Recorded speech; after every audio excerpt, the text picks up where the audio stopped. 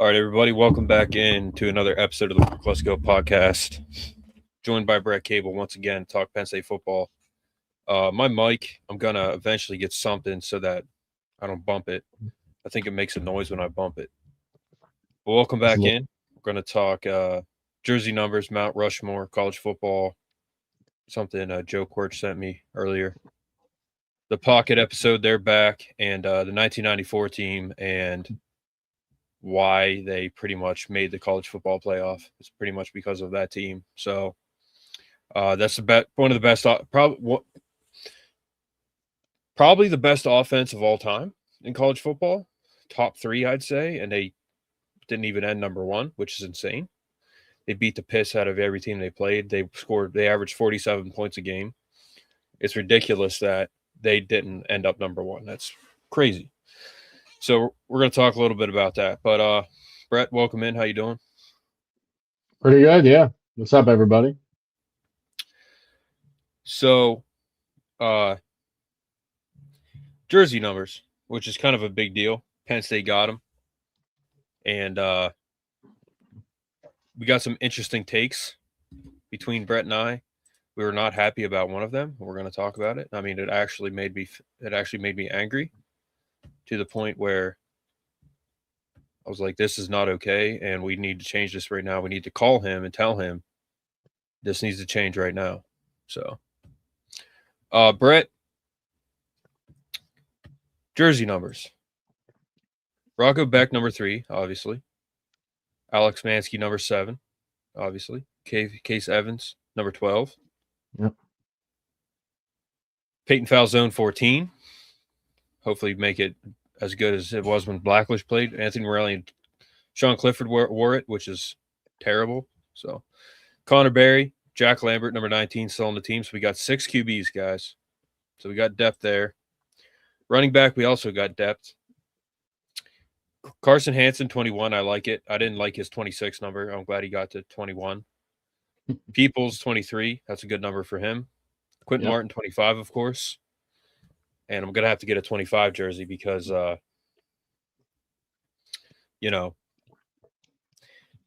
and Tash, they both have 25. So those are my 2 favorite players. They happen to be the same number.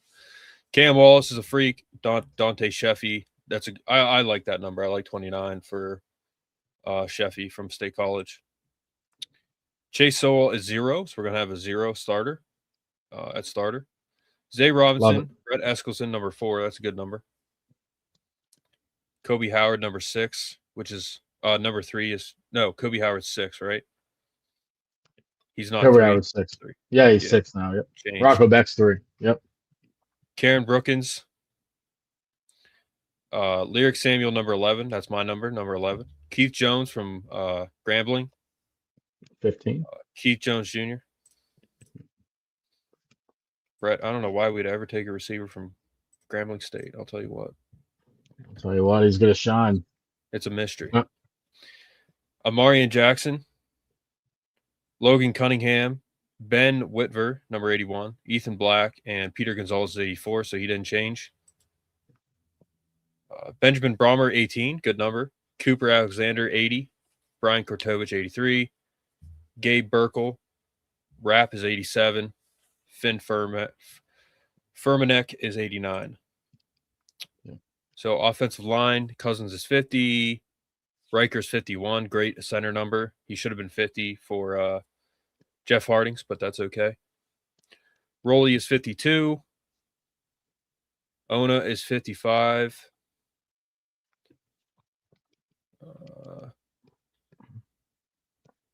Donk is 68, of course. Sexton 71. Huff is 72. Alchaline is 77. Malachi Goodman 78. That's a big dude wearing 78. So who's going to be our starters on O-line again, Brett? Roley? No. Brock Riker, Cousins, Chimdy probably, Donka, and who else? No, Chimdy. No. It's hard to say, but as of right now, probably Brock Riker at center, right? The biggest mystery this offseason is left tackle. We really don't know. We pretty much know you can pretty much lock in Anthony Donko at right tackle. And then the guard spots, it's going to be Trevor Burr at left tackle, right tackle, most likely Cooper Cousins. But the biggest mystery is left tackle. It could be Garrett Sexton. It could be Malachi Goodman. It could be Owen Alicini. Any of those three options, but they might all three play, or two of them might play, and they'll find out who the best five are together, right? So it's gonna be a wait and see moment, and we're just gonna have to let it be a mystery, I guess, for now. Right guard, who is it again? Do you think? Cooper Cousins for right guard. Left guard is Trevor Burr. Trevor Burr. Trevor Burr. Okay. Yep. Yeah, I think it'll be Sexton on the left, but we'll see. Yeah, could be. Defensive line, LeVar's 11, Granville's 18, McPherson's 33. That's a dope number for him because he's taking Denai's number. Blanding's 39. He was before. Mason Robinson, 42. Carnell, 56. Brewer, 73. That's a odd number, but makes sense. Yeah. Liam Andrews is 90. Jackson Ford is 89. This is the one that made Brett and I mad. He has now become slower. He's no longer 6'6", 300 pounds. He's 6'4", 250 or something like that, 260. Like, he's huge. But he just got slower because he's now 89. So that's a fact. He's wearing 89. He is now slower. Brett, would you agree with that? He's slower because of it. Yeah. I don't know why he's 89. That's really odd. He had to have chosen it because there's other options, right? So, like we talked about, maybe he wants to make it a thing. You know, I mean, it's kind of a tight end number, but I mean, yeah, I don't know. I mean, we'll see what happens. He can always change it. So they actually did a study a while back. Go ahead. I was just gonna say I love Kemiju at 99. I always thought that was great. So I'm glad that he's still rocking 99. Kemiju. Yeah. So they actually did a study years ago. I think it was years ago. They did a study, and it was like, does your number make you slower? Derek Williams was number 2. So obviously he was already fast, and he became faster because of number 2. I don't know. I just think, dude, why 89? He should have taken 44, like you said, because of Chop. Yeah, that would have made sense. Because our favorite person, McPherson's 33, is perfect, dude. Like, that's perfect for him. Yeah. But man, Yvonne's number 99, great number. Yeah. Jordan Mayer, 95. DeAndre Cook, number 94. Took Evan Schwann's number. That's Garrett Sickles' number 95. Yeah. Make 33 grade again. That'll be the best 89 we've ever had if he stays at 89. Yeah. That's for sure. So Ebel at linebacker is number 8. Brazine is number 9. He's going to see time. Bacon's 10. That's a great number. Rojas is 13. Tash is 25. Cam Smith, same number, 26. Klosterman, 32. Filippo, 34. 8, 9, and 10. Bro, they did that on purpose. I actually love that. I actually love how it's orchestrated that way. And then Tony Ross at 13, it just sets the tone. Yeah, I like that. It's different. Usually it's in the 40s, right? Like in the 42, 41, 43. But I like how they switched it up. Yeah. And they must have done that on purpose, 8, 9, and 10. Oh, 100%. Yeah. AC is number 2. Cooper's number 4. My favorite defensive back, probably, besides Zion. Patton's 3. I'll forget Dixon's 5. Taking Hardy's number. No, Hardy was 25. Never mind. Yeah. Zion is 7, obviously. Chapman is number 20. Yes. Jameer is 23. Vabu is 21. I like 21. Sowell is 29. Neil Jr. is 31. Armstead is 35. So good numbers for the defensive backs. Yeah. Specialists. Obviously, Ice is 94, Rosa 95, Parker 98. So that's cool. But yeah, Jackson 4 was the only number, and I'm like, all right, this is not okay. We need to change this immediately. This should be illegal. Jackson I 4 feel is the too same big way. and athletic to wear an 89. That's a Yeah, number I you don't give get to it. like a 4th-string tight end that plays special teams, you know? Yep. But yeah, guys, so we got the merch store is out, as we've said. I got my long sleeve in. Brett, Looks I don't know good. if you can see this. Can you see the back? Is that a hoodie? No, it's a long sleeve gym. Can you see the back? No, you'd have to stand up. Stand up. See it? Nice. Well, it's got a hood. Yeah, so it's a long sleeve hoodie T-shirt. Basically, it's one of my favorite things to wear in the gym, and yeah, that's fresh. it's a 2XL. It fits me pretty snug actually. So I guess I'm getting bigger, which is good. Lifting and stuff, but yeah, the merch store is out, guys, and we have now the I put up a website. So now we have an entire website, markleskopodcast.com. Go check it out. It has everything on there. So that's the heading right there. I had a picture of our headshots earlier. Brett did not like his picture, unfortunately, so we don't get to see him anymore. Well, he cherry picked one, and I wasn't a fan of it, so we're gonna switch it up. Yeah. Yeah. So what I did was I took our headshots, put it in ChatGPT, and Brett's head was slightly angled, and he didn't like it, so I took it. I didn't. Yeah, it wasn't a picture that I liked to begin with, so that's why. Yeah, we'll figure it out. Yeah. But What's up, yeah, Ivan? that's the heading. Eventually we'll get our Sean Curry, 3-star guy. He decommitted. Yeah, we'll talk about him tomorrow. Yes, we got the headline up, and then the merch store. You can link right to the merch store. That opens. Hold on a second.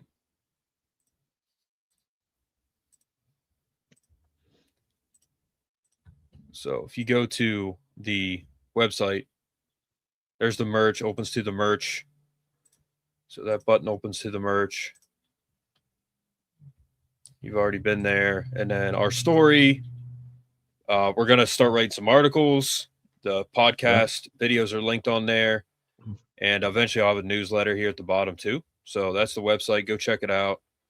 But mainly right now it just links us to the merch, and it tells our story a little bit, but links us to our merch. So if you want to get merch, just go to markleskopodcast.com. I have the shirt on. I have the hat. Pretty nice. I like it. I like the rope hat. I am a fan of the rope hat. So I got it on backwards right now. But that's good. Yeah, go check it out. It's we got a lot on there. I'd have to look at numbers, but we've surpassed, dude, we're over $1,000 in sales. So we've had several sales, which is awesome. So thank you guys for the support. Michelle is coming on Sunday, and she's coming on Sunday to talk some wrestling, and I'm going to have her on here with my dad. So they're going to reminisce a little bit about their time, because they were at Penn State at the same time back in the late 80s, mid to late 80s. So they're going to reminisce a little bit. She's going to talk some wrestling. She was sending me pictures of her dog earlier. So thanks, Simon. Simon? Yeah, the website looks great. Mark did a great job on it, guys. So go ahead and check it out. Yeah, check it out. Again, I have to look up how much in sales we've made. Like we pocket, we don't pocket all of it. And I've made the prices as low as I can. Yeah. But we've cleared 1,000 in sales so far, which is awesome. Yeah. So a lot of people are buying it. Brett's got stuff, Jarrett, Joe, Michelle, some other people I don't know, because when they got it, they didn't tell me, and they probably don't know they would know how to reach out to me if they wanted to, but they just didn't tell me who they were. So yeah. So go check out the merch store and the website. It's it's all spent. Go ahead. I was gonna say it's all really fairly priced. I'd say the only thing that's kind of A little egregious is the mugs, but that's, I mean, Yeah. if they're nice, they're nice mugs. They're a little expensive, but they're nice. So I mean, Yeah. Yeah, and like I said, I've tried to make every price as low as I can. Brett knows yeah, that, and no, yeah, I've made some new designs. So we got the print on the front and then the logo on the back. Yep. Someone was asking me today about the MLP, and I said it's just a merch design. Because just what little I do know about merch is, you want to make sure people can see it. So I got single logo stuff, and then I got the triple logo too. That's the Champion Packable Windbreaker. It's got the they're nice front and the side there. We got the camo. I just got nice. this. Yeah, I just got that, and it's unisex, so women can wear it too. They can get the pink. Thanks, Fire. I'm not a pink guy, but it's a good pink. Then I got this too. It's got the print on the front and the logo on the side. So it takes some time to put all this together, obviously, and to quote Franklin, obviously it takes a lot of time. Obviously, yeah, burgundy, yeah, it's good stuff. That's Lock Haven colors, not Virginia Tech. Yep. So, but I got this one kid played football at my high school. This is the triple logo, full zip hoodie. I got the triple logo on a few things, but it's got the stuff on the back, our slogan. But I got this one football player, went to my high school, going on to play. What the heck is that? Going on to play at Lock Haven, actually. So he's I got him some stuff to rep while he's down there playing football. Got some for family. I got some for Brett. I got Brett a blue jersey and a hat and a tank. So, yep. And we're going to start wearing it on here so you guys can kind of see it. But I've ordered just about everything I wanted off the site, mugs and everything. So I'll have it all. I'll be using it all. So if you guys want any, it's probably the best way to support us. And then you can also support us on here, memberships, super chat, thanks button. And then please like, share, subscribe. You help us get to 2,000 subs. Going to do a 2,000 sub giveaway. And when we do that, you're going to get 5 items from the store, merch store. 5 different items, $100 gift card, and going to have you on the show if you would like. And Brett and I are going to get dinner with you and State College if you can. Yeah. So that's the 2,000 sub giveaway. So go get your merch. Yes, sir. It's good stuff. Brett likes his. Jared likes his. I'm going to have headshots on the website tomorrow too. Once these guys give me some headshots. I tried to take a headshot tonight, but Brett said he's like, I can't take one because I don't feel, I'm not up for it right now. And then I tried to take one. I'm like, yeah, me neither. So I got tired eyes, man. It was a long day this last couple of days. So just not in rough shape, but I'm here. For sure. My voice too. Yeah, for sure. My favorite number is McPherson, 33. I mean, he's my favorite player on the team, probably overall. I'll say my favorite new player. Quentin's my favorite player, but McPherson's my favorite new player. My favorite defensive back. It's a tie between Cooper and Zion. Zion Tracy is the man. Oh, you gotta have Darius up there, man. Yeah, of course. Darius Dixon and then AC, they're all awesome. But Zion, man, pick 6 against Ohio State. That's my guy, number 7. And then Tash too. He's one of my favorites. Quentin's like I said, he's my favorite overall. But McPherson, bro, 33. He's what, 6'5", 260 or something. He's like 19 years old. I mean, he's probably getting his way to 250, but he actually came in at 240. Yeah. He came in a little thin, but he's putting it on. Yeah. Yeah, he'll put it on. He's already a big dude, but 33, Alex McPherson, number 33. So, what's your favorite number? The new players? Yeah. I'll tell you what. There's something about Agent Zero, they call him. Yeah, Agent Zero. The wide receiver, Queso at 0. We've never seen that at Penn State as a receiver, so I think that's pretty dope. Mm-hmm. So I'd say number 0 for Queso, and I really like number 2 is Zay Robinson. Number 2 is a good number. Definitely 33 for McPherson. Jeremiah Cooper at 4 is fitting, right? That makes sense. Yeah. Caleb Bacon at 10 for a linebacker. That's pretty cool. So I like them all except for 89. One of our favorite players, Yeah. Jackson Ford, the legend, one of the 2 people that committed to Penn State with no head coach, with Terry Smith as the intern. He picked 89. And, like, I'm not going to knock him. If he likes 89, then that's fine. Maybe he'll play faster in it. Who knows? Yeah, bro. But That is a horrendous number to pick. it's, yeah. And like I said, he's a young kid, and maybe he likes it. I don't see that number just being given to him. There's I no don't know. excuses. Even if he's young, there's no excuses for it. That's a pretty wild number. That's a walk-on tight end number. So I don't understand it. But Of all the mistakes young kids can make, yeah. that is inexcusable. That one, and then committing to Georgia and getting arrested. So Yeah. those are the Yeah, main that's another 2. Yeah. Keemon Or Spell playing for Coach Franklin at Virginia Tech. That too. Keemon Spell, Georgia. We'll see how it plays out. Yeah, I mean, good luck most to him. likely- We're not worried about it. So Most likely coming to a speeding ticket near you at some point. So he'll fit right in. Mm-hmm. And that's a Georgia thing, not a Keemon Spell thing. You know? So all right. Mount Rushmore, obviously. This is a phenomenal Mount Rushmore by Big Ten. Oh, I saw this. Yeah. This is the only Mount Rushmore that there is in college football. There is no other Mount Rushmore. This Bear one's Bryant, perfect. Nick Saban, Joe Paterno, obviously. Yep. Brett, And, what was the other one? What was Bobby the other one? Bowden? Is that Bobby Bowden? Yeah, Bobby Bowden. What was the other thing he'd Yeah. say? He would say phenomenal. Obviously, Phenomenal. What else?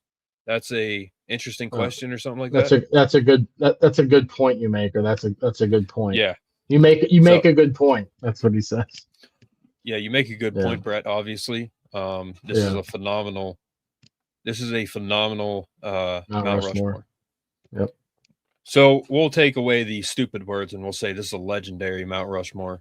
Again, Bear Bryant, Nick Saban, Joe Paterno, Bobby Bowden. Doesn't get better than that. All right. Nope. Thank you, Big Ten Beyond, for the respect that Joe deserves. Being one of the few people that still respect Joe Paterno that are outside of the Penn State family. He deserves all the respect in the world. Brett. All right, here's the question for you. Who's the greatest coach of all time on this Mount Rushmore? Are you saying from like a general standpoint or a Penn State standpoint?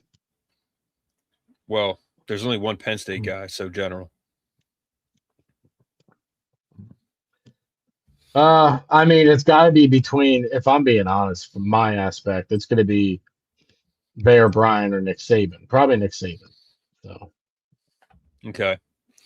Nick Saban, recency bias, like for a lot of people. Not saying that it's about Brett, but of course he's got a lot of rings, though, probably the greatest of all time. But when you take Joe Paterno's career, okay, over the span of what he did, all right, 409, 136, and 3. Yeah, it's very good.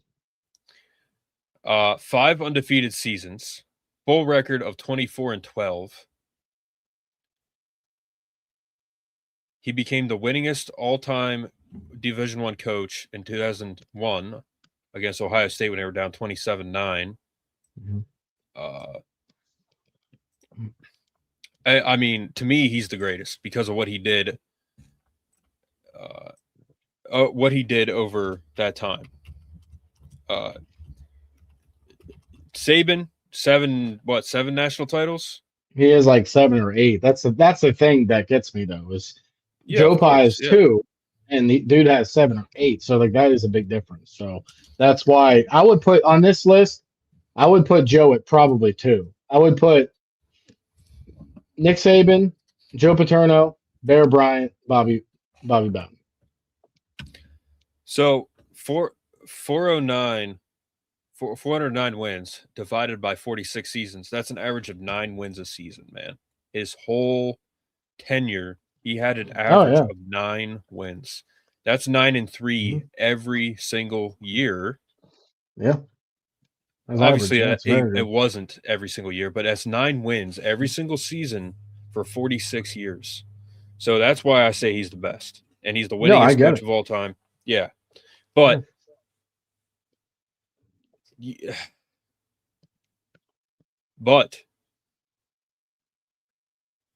Saban would say Joe Paterno. If you ask Nick Saban who's the greatest coach of all time, he's probably saying Joe Paterno or Bobby Bowden. I don't know. I mean, he might say Bear Bryant because Alabama.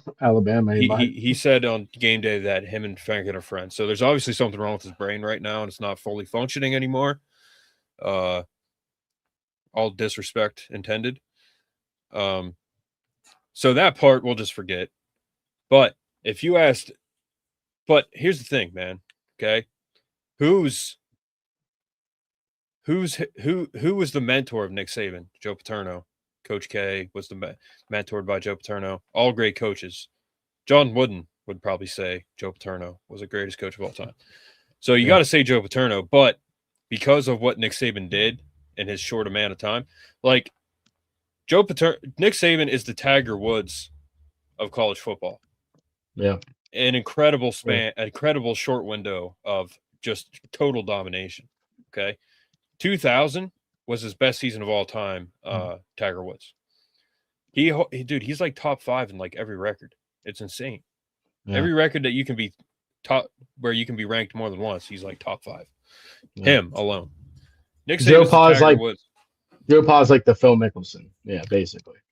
So, well, no. Yeah. No. You disrespect Phil Mickelson. Dude was a baller. No, it's not Phil Mickelson. It's not any disrespect. Nick Saban is Nick Saban is the Tiger Woods of college football coaches. Yeah. Okay, a lot of success in a short period of time. Joe Paterno is the Jack Nicklaus of college football. Long span, long career, won the Masters from 1960 to 86. So long span, long career. If you're looking at the total of the career, Jack Nicklaus is the greatest of all time. But if you're looking at the most dominating of all time, it's Tiger Woods. So Tiger Woods is the best golfer to me of all time. But with college football, man, it's hard to take Nick Saban, but you almost have to give it to Nick Saban. So being that Nick Saban is the Tiger Woods of college football, you kind of have to say he's the greatest of all time. But again, just like golf, man, and a lot of people disagree because they think Joe did what he did this and did that, which is total BS. But it's a toss-up, man. Like, it's a toss-up. You know, Joe is the Jack Nicklaus of college football. Nick Saban is the Tiger Woods of college football. So how do you say who's the greatest? You like, okay, LeBron James, the clown he is. I mean, dude, he has every record pretty much because he's been playing for so long. But Michael Jordan is way better. I mean, to me, it's not even close. LeBron is not one of the he's one of the greatest of all time, but dude, he's not even in my top 5. So I like Kobe more than I like LeBron. Yeah. Kobe and Michael, that's a toss-up, but you probably give it to Michael, obviously. Michael and Kobe. Yeah. There was actually a guy in State College a while back. I knew his girlfriend. He got arrested because him and his friend were arguing, Kobe or Michael, and he ended up in jail. He almost killed a guy because they were arguing about it. It was on ESPN. That's worse than politics. Story. State College. That's worse than politics, man. You guys decide who is the greatest of all time. Made the comparisons for you. You guys decide who's the greatest.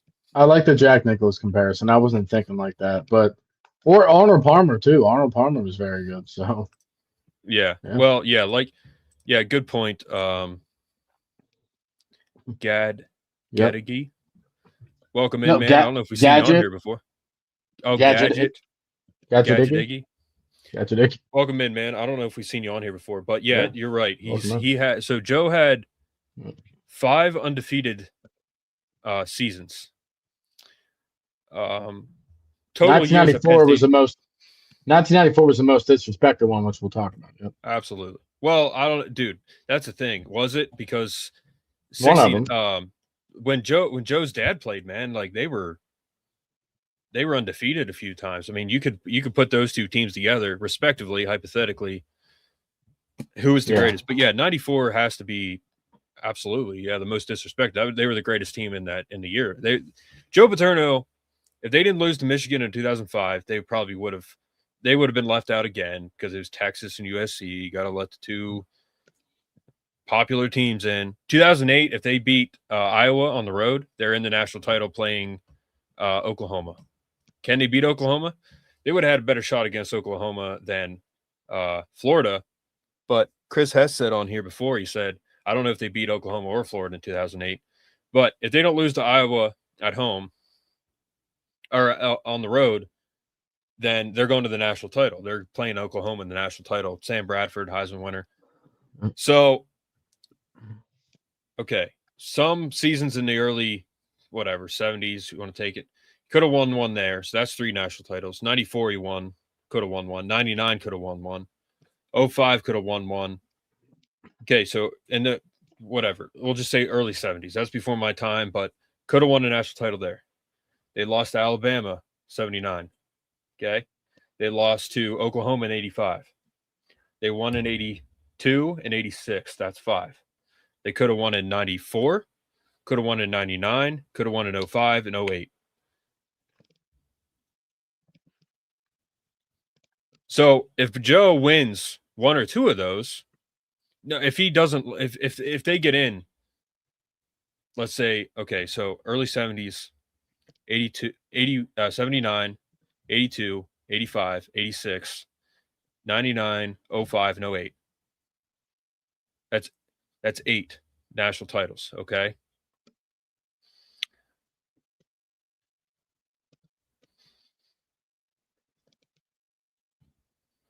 And 97. 97, they were in the hunt. Okay, they lost to Michigan at home. They were both undefeated. Mike McQuarrie, Charles Woodson. So that's 9 seasons he could have had a national title. Legitimately, probably could have had a national title. That would have been 9. Let's say he wins just 6 of those. Okay, he's at 8 national titles. So the opportunities that Joe had to win it all were there over that long span. So that's another thing you have to consider. But Nick Saban undefeated seasons. I'll Google it because I don't know.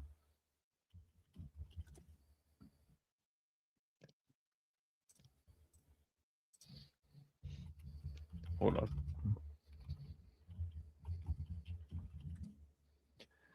All right. So 2009, 14-0, 2020, 2009. Yep. Okay. So he had 2 undefeated seasons, but he coached 17 years. He had 7 national titles. So again, Tiger Woods dominance. All right.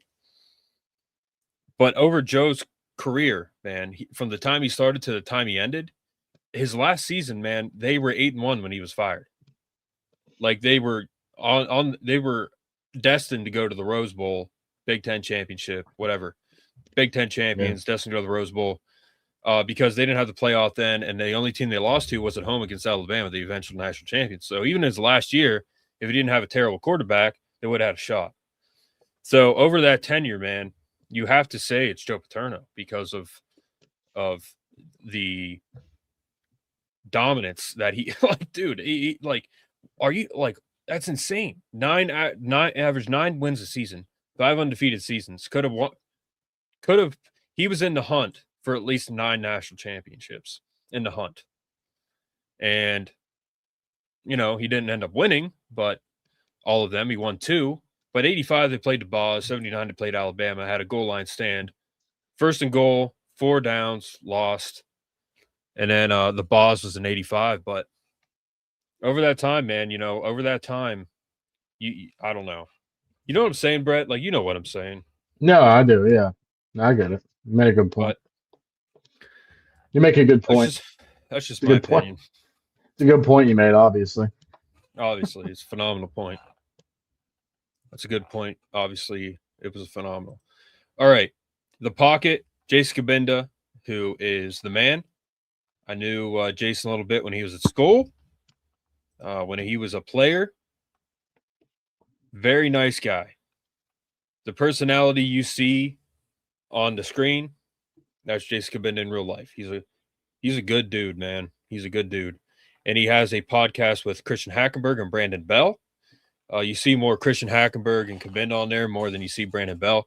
But they had their first episode recently, as of recent here, and they talked about several points.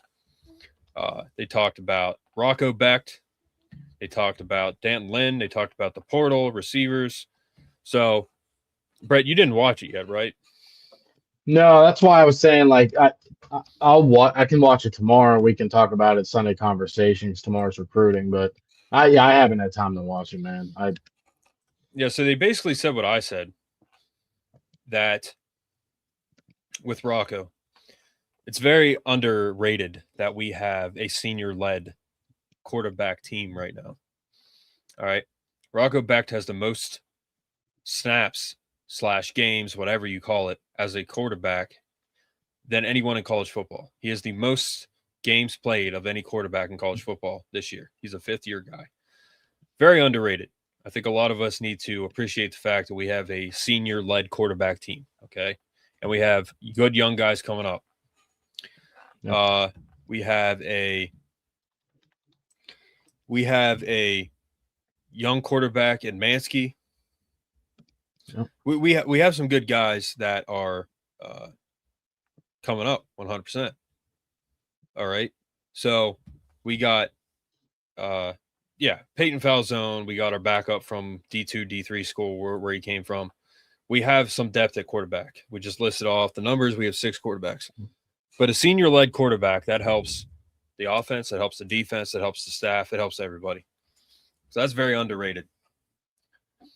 That is a point that I think a lot of people are looking past the fact. And he's not healthy right now. That's the thing. He's not even playing yet because he's not healthy. So that's a factor, of course. But the fact that he's a senior-led guy, he's still in practice, he's still involved. Receiver room have a lot to prove. One thing is different this year, okay? Offensively, we have big-bodied receivers. We have not had that really since 2016, pretty much. We have big-bodied receivers.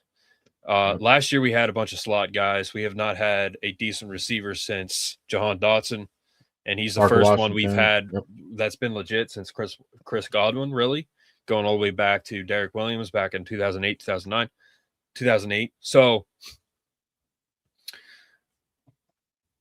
receivers have a lot to prove, 100%, and we need to see a tremendous improvement from that position group, and I think we will. Offensive coordinator wise, we're good. Quarterback, we're good. Receivers coach, we're good. Quarterback coach, we're good. And the OC is also coaching tight ends. We've had tight end production, but we need to distribute the ball away from just one player. That's what a coach with common sense will do. So we're going to see a lot of different things on the offense. So the receiver room has a lot to prove, and I think they will. New staff, new players, new coaches. I think new staff, new players, different. These guys are built different. They have different shapes, different sizes. We're in a better shape. So I think we're going to see better production from the receivers. In terms of college football and the portal and NIL, pretty much what it comes down to, guys, is the way Matt Campbell's building it, he's building it the right way. He's building it by building relationships. He's getting the guys that they know will fit. They're not just going to go after guys because they're good or they want a bunch of money. They'll get guys like that, but they're not going to get them like other schools do because, and again, Indiana, anomaly, but okay, there's your proof right there, clear as day. You don't need a ton of talent to win a national title. Clearly, they just did it. They just did it 2 months ago. So clearly, you don't need a ton of talent to win a national title. Does it happen all the time? No, of course not. Generally, more talented teams are the ones that win it all. But when you have a day and age of college football as it is, Trump's going to straighten it out. But when you have a day and age of college football that it is right now, you're going to have teams that have an advantage because they built relationships, they kept rosters together, they've kept staffs together. That's one thing you're going to see with Matt Campbell. James Franklin, if you were decent, you were either going to another job or you were going to the NFL. Like he could not keep guys. It was a huge weakness of his. People did not stay if they got an opportunity at a better job, which is good. But knowing Frankie boy, he probably did it for his ego. Like, yeah, go be a head coach. Go be a head coach and make me look better. Go to the NFL. It'll make me look better. So we're going to see these guys build it with a solid foundation, build it the right way, and that's going to give us an advantage in the future. So that's what I think is going to happen with that. We're going to have a solid foundation. It's going to be built the right way, and I think we're going to have fairly quick success, but we're going to see it built the right way. Guys are going to stay in the team. Coaches are going to stay. We're going to recruit the right way. We got Terry there. So overall, to us, the chaos of the portal and NIL, I don't think it's something we're really going to have to worry about personally. You know, and he said it in his presser. He said the flash of a 5-star does not equal wins, does not equal good play, doesn't equal execution. It's going to be built the right way. So the whole chaos of everything, I don't think that's something we're going to have to worry about because Matt Campbell is Matt Campbell. He's building it he's building it in the Penn State football way. And I think it's going to be sustainable. So that's what I think about that. But Brett, what do you think of all those points, if you can remember? Yeah, a lot of points. You make a good point there, obviously. Obviously. Yeah, I mean, so I think the only thing I push back a little bit on, and not like a lot, but there's always going to be some chaos, right? Like, I know what you're saying is it's not going to be chaos that's going to affect Penn State as a whole. Yeah, there might be chaos in a single recruitment, or, you know, this guy was teetering towards Penn State and then somebody flipped him, or vice versa. We flipped somebody who was teetering towards Ohio State or Michigan, or it seems like we're always in a battle with Clemson or Notre Dame for some reason. But yeah, I think there'll be singular chaos instances that happen, but it's not going to affect Penn State as a whole recruiting. It's not going to affect Penn State as a whole with NIL. Yeah, Penn State has a lot of money for NIL, but there are probably 10 other teams who are going to pay you more because that's all they care about is getting the guy, and they'll pay you whatever it takes. Matt Campbell and company and Penn State as a whole will never just pay players to get them to come to Penn State. That's not how it works. That's not how Penn State has ever been. That's not how they're going to be. Penn State wasn't passing thousands of dollars in McDonald's bags and down in Tennessee back in 2007 or 2012 like the SEC teams were. Yeah. Penn State has never done that, and they never will do that. So what they're going to do, they're not going to take performance enhancements either, which never happened. So no, exactly. So Penn State's here to build it's a leader of men. They're here to build men. They're here to build and develop college football players. And they want you to come to Penn State because you want to come to Penn State, not because you want to come to Penn State because we're offering you all this money. That's not what Penn State wants. If they get the gist of that off the bat, they'll tell you to take a hike. They're not going to care. They'll be like, listen, we have a package set up for you. This is what we can offer. Once you get to Penn State, you have plenty of time to show us what you got to earn more money. And that's how it should be. That's how it should be everywhere across college sports. And I hope Trump and company make that happen. That's a different conversation for another day. Yeah, but we have common sense there. So exactly. So show us what you got. Show us what you can do at Penn State, and we'll give you some more money. But as a freshman coming in, like, as much as Andrew Olish is probably going to be great at Oregon at some point, giving him $1 million to not play a snap, and then they lost out on $1 million last year. That's crazy. Yes, I'm glad we got him because he was from Pennsylvania. You know, he wanted to come to Penn State, but then he saw the depth chart for this year. He probably wasn't playing this year. It just wasn't going to happen. So with Benjamin Brahmer and Angel Rapouillet, a bunch of good guys in front of him. So that's my point on it too, is to add to it is Penn State, there's going to be chaos. It's college football, but when you're a leader of men like Matt Campbell and you have what it takes to be one of the best Big Ten coaches coming up this year, I think he could make a splash in the Big Ten, man. And I'm not saying we're going to win it. I don't think we have the talent to do that, but we have a B plus team with A plus coaching. So that's what it comes down to. Yeah, besides Ryan and Matt, who we've had on the show, Matt is the man. He's Penn State jerseys for Oregon. Yep. He's Matt. Yep. He's Matt for Oregon. He's not Matt for Penn State. He's like Matt from Penn State, but he's Matt from Oregon. Yep. And he's the man. Ryan's cool. We had them both on the show. Besides that, bunch of weirdos out in Oregon. Andrew Olish is with a bunch of weirdos out there in Oregon. Going to play for Coke Dan Lanning, the weirdo that he is. So good luck with that, Andrew Olish, Kenyon Sadiq, whatever. But it's whatever. But a bunch of weirdos out in Oregon. So good luck to Andrew Olish. But overall good episode. Go watch the Pocket episode. It's good. Yep. Cabinda was doing it from his Good Morning Football studio there, which is cool. And he was talking about how he came from another country just to come back in time for the show. Like he was all over the country. He was all over the country and all over the world. And because he kept going, so he went from for example, the East Coast to the West Coast. It was like a 40-hour, 24-hour day because he kept losing time because he was going further away from, I forget how he said it, but it was a long day for him. All right. 94 team, clearly the best team in college football that year, one of the best college football teams of all time. They snubbed them out, of course, because the pollsters were absolute morons back then, and they kind of still are now. But, not a lot of brain power going on with the pollsters back then or now. So some things never change. But Penn State, 1994 snub, created the modern-day college football playoffs, which is very true. 05 Penn State, 08 Penn State, also you could throw in there. 99 probably wouldn't have got in. 97 wouldn't have got in.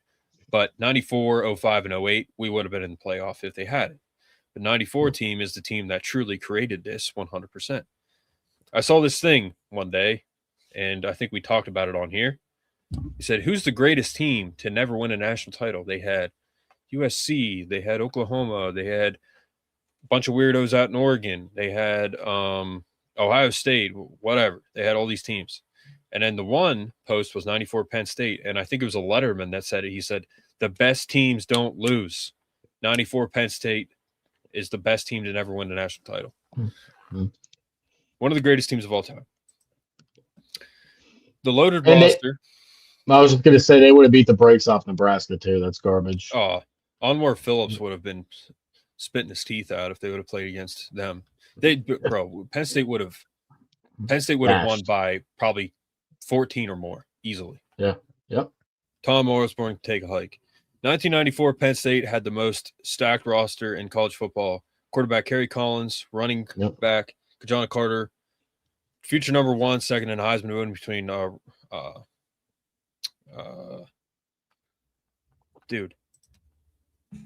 Rock. Yes, I'm just gonna look it up. Hold on.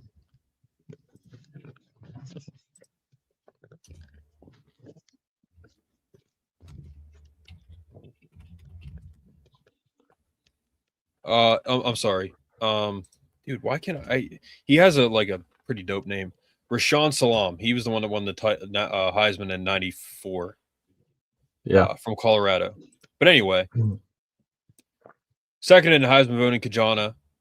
They had 3 top 10 picks in the draft. Kajana went 1, Kerry went 5, Kyle Brady went 10. Yep. Jets, Panthers, and Bengals. Number 1 overall NFL draft pick, Bobby Ingram, won the first ever Biletnikoff Award, and they were about to make history. By the way, I have another question for you. Did Nick Saban's players ever go 1 and 2 in the draft? I don't think so. 2000 they did.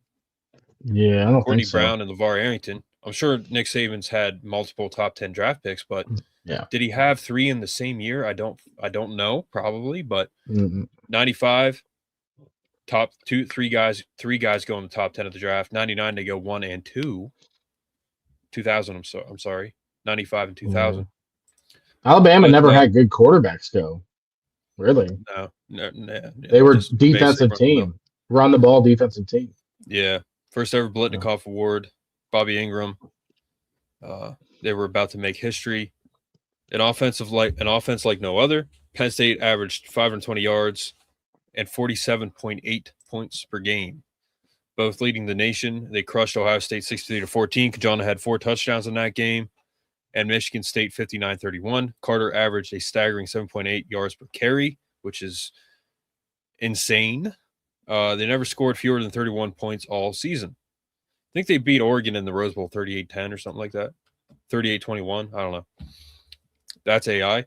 Number 1 in both polls. By mid-October, Penn State sat atop both the AP and coaches polls. A thrilling 31-24 comeback at Michigan cemented their position, the nation's best team in the nation's best conference, but the polls were about to turn against them, of course. Penn State 6-3, Ohio State 14. 6-3-14, and they dropped. Of course they did. October 29th, Penn State demolished number 21 Ohio State 6-3-14. Most dominant win of the season, but voters were more impressed by Nebraska beating number 2 Colorado. Penn State fell to number 2 in the AP poll despite a 49-point win. The box score that killed them. November 5th, Penn State led Indiana 35-14 with 6 minutes left.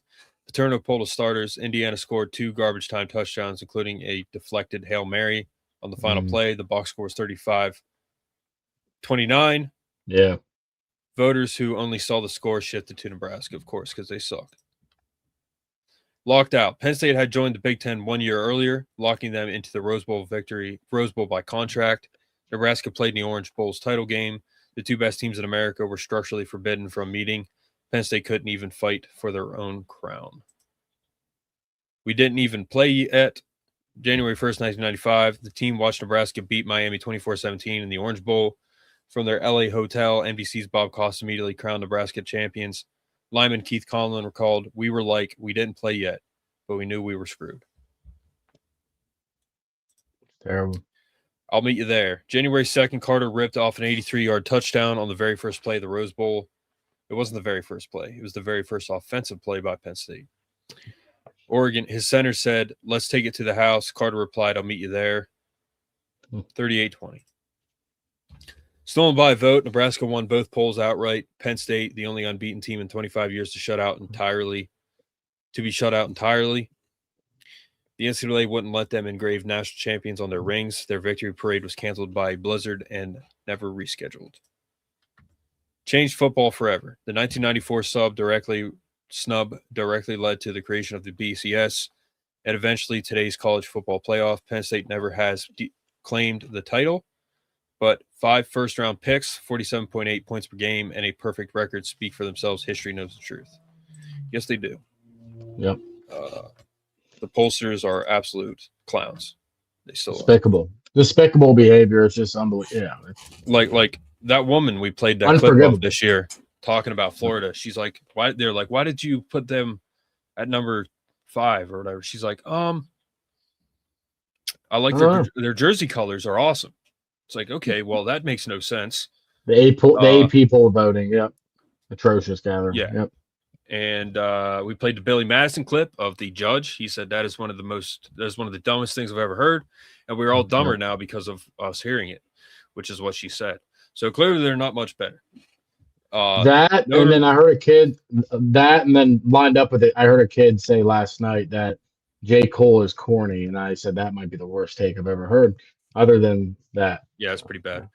Yeah, J. Cole is not corny. He has good music. I'm not a huge music guy. I'm not a big rap guy, but J. Cole, for someone who is an outsider, his music is good.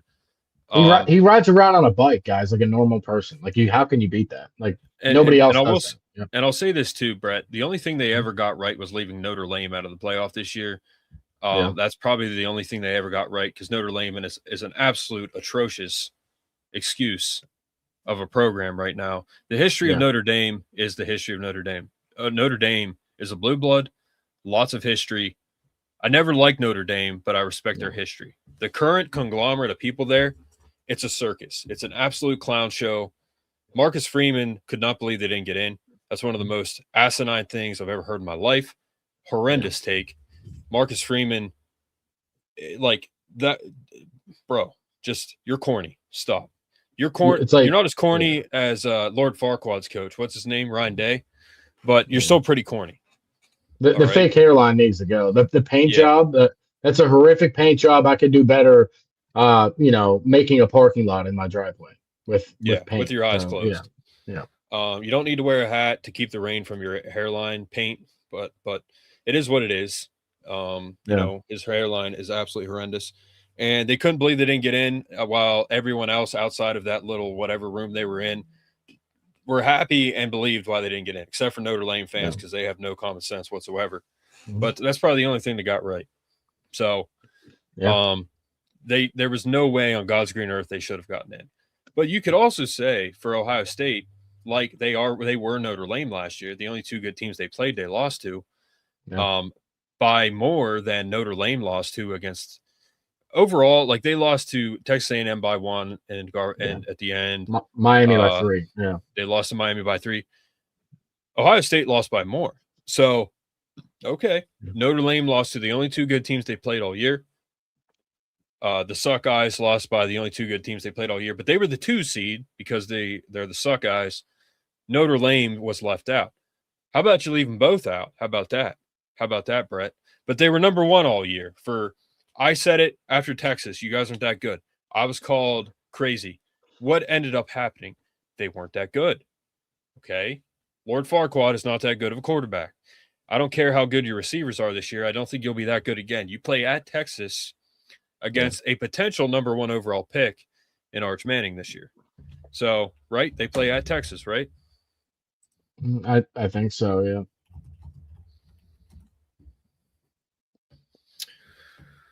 Let me look it up. Ohio State. You're talking about Ohio State, right? Yeah. They played them. Yeah, September 12th, 2026 at DKR Tex Memorial Stadium. Ohio State's going to get the break speed off of them. I don't know. We'll see. But they play at Texas, I think, in like week 2 or something. Week 1, maybe? I don't know. But good news just came out. I just sent to the chat. Something we'll talk about tomorrow. But all right. Nice. Yeah, that is good. Tune in tomorrow to find out what we're talking about. But yeah, you know, I don't mean to go on a rant, but Notre Dame should have been left out. Ohio State probably should have been left out. And the pollsters are still absolutely horrendous at their jobs. So, Brett, you got anything else tonight? I don't think so. It's funny though, because I wasn't feeling great before the pod, but I feel better after because it's Penn State football. Yeah. So well, it's a natural healing medicine that just it seeps into your pores, it goes into your veins, and it turns you into Ryan Ice Barker. You know, that's what happens. Yeah. So I feel like Ryan Ice Barker right now. I feel great. Notre Dame is a circus clown show, like you said, and Notre Ohio Dame State sucks. Suckeyes can suck off. Yeah. Well, when you talk about the corniness of Ryan Day, Marcus Freeman's hairline, Notre Dame and the Suckeyes and Lord Farquaad, you know, at the end of the day, it kind of makes, you know, it does make you feel better to make fun of these absolute clowns. So, yeah. Brett, is there a more corny coach? Is there a more corny coach than Ryan Day? He is corny. Than Ryan Lane? No, he's Stephen King's ugly cousin. Yeah, he looks, yeah. He said Ohio State versus the world. Okay, that's one of the worst things I've ever heard in my life. No one said that except for you. And Lou Holtz is a legend, and you're corny. So, very corny. Very corny. But, all right, guys. Started off with jersey numbers, ended it with Ryan Day being corny. All right. I think that's all we got. But anyway. Perfect hour, yeah. Welcome into the Mark Lesko Podcast. If you have not tuned in before, this is what we do. This is how we talk. And I think that's why people listen. If you don't like it, then don't come back. That's fine. MarkLeskoPodcast.com. Go check it out. The merch, our story. It'll be updated, guys. But if you want to get merch, just go to MarkLeskoPodcast.com. And we got a lot of stuff on there. Go check it out. It's I don't know. Brett has given me honest feedback. I've changed some things here and there, lowered the prices, but Brett likes it. I like it. So, yeah, I'm really happy about it. So, all right, guys. I don't know why that one keeps popping up. Have a good night. Thanks for coming on, and we will see you tomorrow for recruiting. Sunday conversation with Michelle and my dad and Brett and Jared. And I'm going to go down to Sheets and get a bunch of people, bring them on too. So Sunday conversation, that's what it is. We just talk. Yeah. So, Yep. All right, guys. Have a good night. We are Penn State. Penn State. Let's go.